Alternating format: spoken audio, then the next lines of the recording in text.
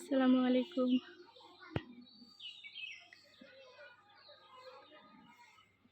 রমজান মোবারক। দ্বিতীয় রোজা চলছে আজকে। নিচে থেকে দেখলাম যে কিছু মালবেরি ফল পেকে আছে, তো ভাবলাম পেরে নিয়ে যাই। অনেক সুন্দর কালার হয় এইগুলাতে। শরবতের মধ্যে যদি দিয়ে দেওয়া যায় তাহলে রুহ আফজার মতো একটা কালার আসে, দেখতে বেশ ভালো লাগে। বেশ কয়েকটাই আছে, ভাবছি নিয়ে যাই এগুলো।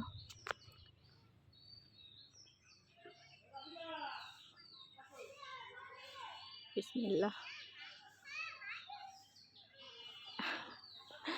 রোজা আছি, এখন খাওয়া যাবে না, তুলে নিচ্ছি। তো প্রথম তুললাম, এই জন্যই বিসমিল্লাহ বললাম আর কি। এই যে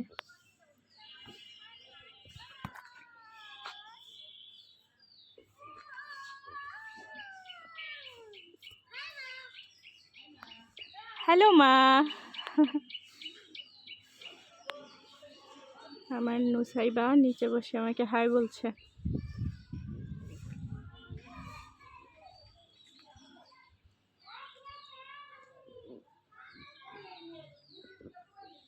এই যে খুব সুন্দর একটা কালার হয়।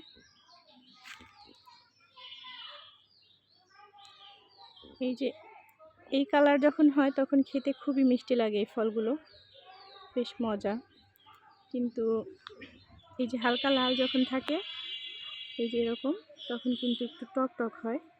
আর এই যে এই কালারটা, এটা টক মিষ্টির কম্বিনেশন, ভালোই লাগে খেতে।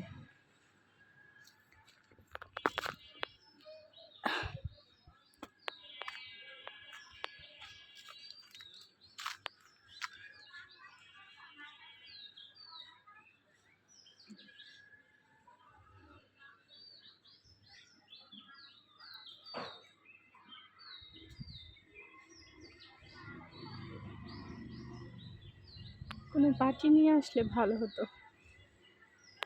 তো যাই হোক, মোটামুটি নিয়ে নিয়েছি যতগুলো পাকা ছিল।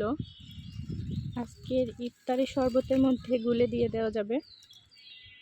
বেরি জাতীয় ফল অবশ্যই আমরা সবাই জানি যে কতটা পুষ্টিগুণ আছে এতে।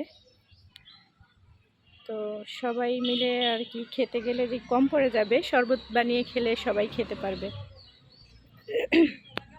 তো সবাই ভালো থাকবেন, আল্লাহ হাফেজ।